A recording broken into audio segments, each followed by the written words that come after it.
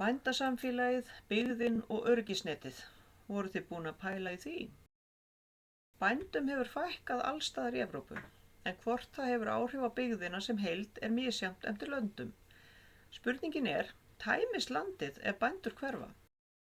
Í flestum Evrópulöndum með marga íbúa hafa nærri allir búið í þéttbýli alla tíð, í borgum og þorpum, líka bændur. Það var lítið pláss og áhættur margar, óvinir, stór rándýr. Því var betra að þjappast saman. Skulum skoða aðeins Mið-Evrópu áður fyrr. Hér er dæmi 4 þorp og svo er stærra þéttbýli, borg, og áður fyrr gátu verið 24 bændur í 4 þorpum, til dæmis.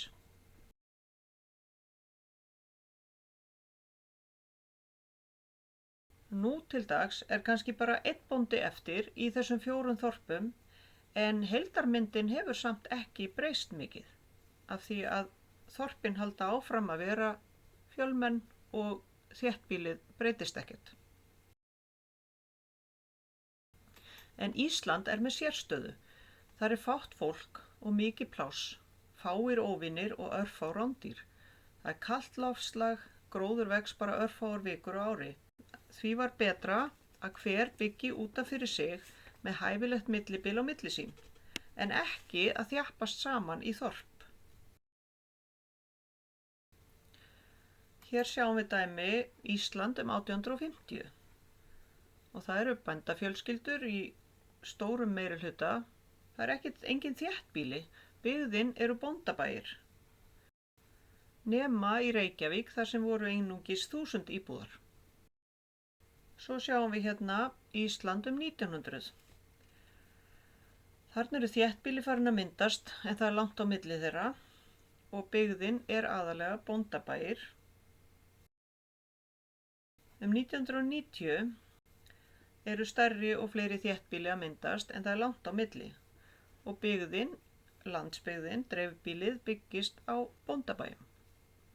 En þarna eru farin að koma eyðibýli og fleiri fjölskyldur sem eru ekki við búskap.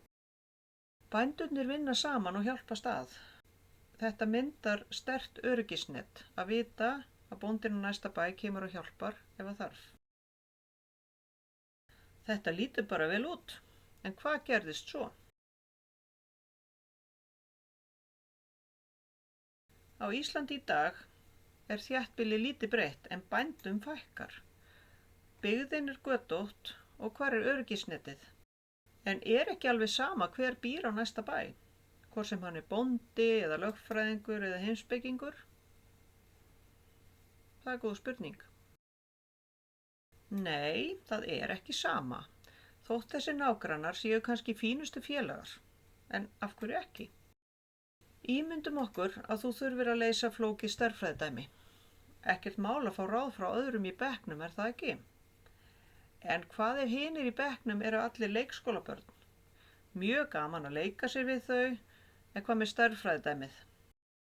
Hvað þýðir það hversdagslega fyrir bóndann? Nokkur dæmi. Dráttarvélin bilar en hann verður að klára að bera á skít í dag. Á morgun verður ausandi rigning. Ekkert mál að fá vél lánaða á næsta bæ. En hvað ef á næsta bæ býr heimspekingur og lögfræðingur á þar næsta bæ? Er líklegt að þeir eigi hentuga dráttarvél? Eða geti gefið góð ráð við að gera við hana? Annað dæmi.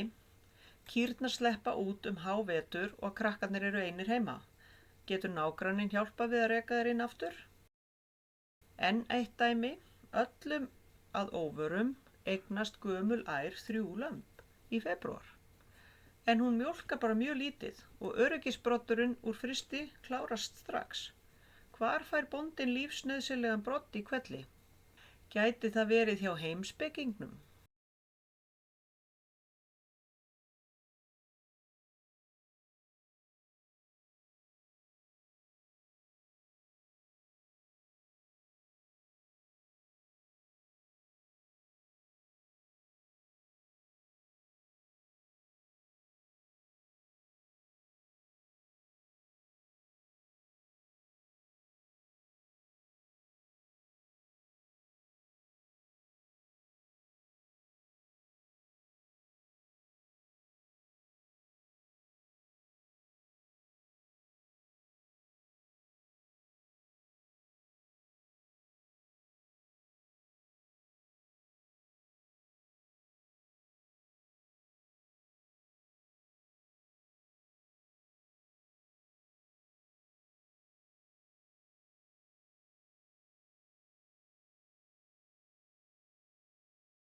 hvað þýðir það í versta falli? Og raunverulegt dæmi er hér Inndjúpið í Ísafjarðardjúpi. Svona leit byggðin þar út í 1000 ár. Og gulu deplarnir eru bóndabæir. Það voru aldrei nein þéttbýli á þessu svæði. Svona lítur byggðin út í dag. Þarna eru 3 bóndabæir og það býr ein manneskja á hverjum bæ. Bændurnir eru Aðalsteinn Strandaseljum, Jóhanna í Svansvík og Indriði á Skjaldfenn. Sá yngsti á 70-aldri og sá elsti á níræðisaldri. Og enn eru engin þéttbýli á þessu svæði.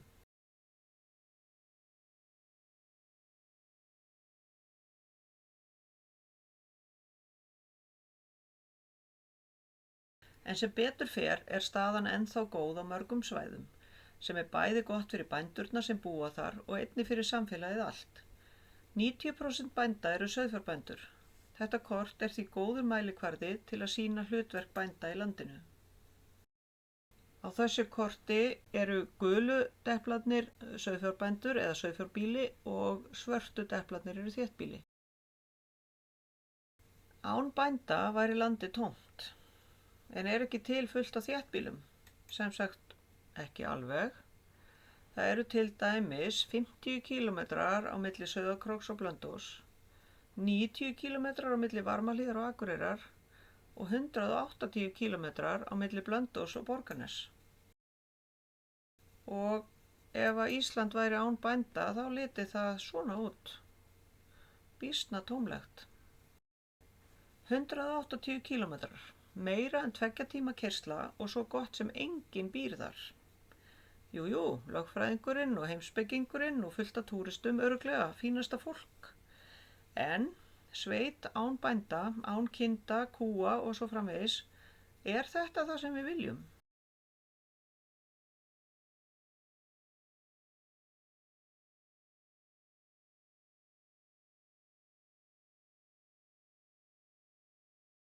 En hvað kemur þér þetta við? Þú getur ekki gert neitt í því, er það? Jú, sem betur fer getur þú, einmitt þú, gert eitthvað í því. Það er einmitt þú, neytandinn, sem ræður framtíð íslenskra bænda, alveg sama hvað stjórnvöldin gera. Það er meira að segja mjög auðvelt. Kauftu mat úr íslensku hráefni, þú verður að vera læs til þess, og meira það á eftir. Enn betra, kauftu beint frá bónda. Og hvar er það nú hægt? Hér eru nokkur dæmi. beintfrábýli.is. Samfærðu foreldra og vini að gera eins. Þú þarft að vera vel læs til að kaupa mat úr íslensku hráefni.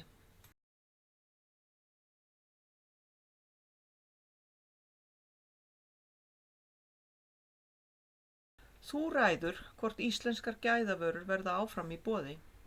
Þar með ræður þú líka hvort framtíðin verður björt fyrir okkur öll, ekki síst fyrir kindurnar, kýrnar og fleiri. Þar með leggur þú þitt af mörkum til þess að íslenskir bændur komist af, að kátar kindur, kýr og fleira verði áfram til, að hamingjan búi áfram í sveitinni, að Ísland verði ekki tómt, að aldagamalt samfélag eigi sér framtíð. Stundum verður maður að vera hátíðlegur.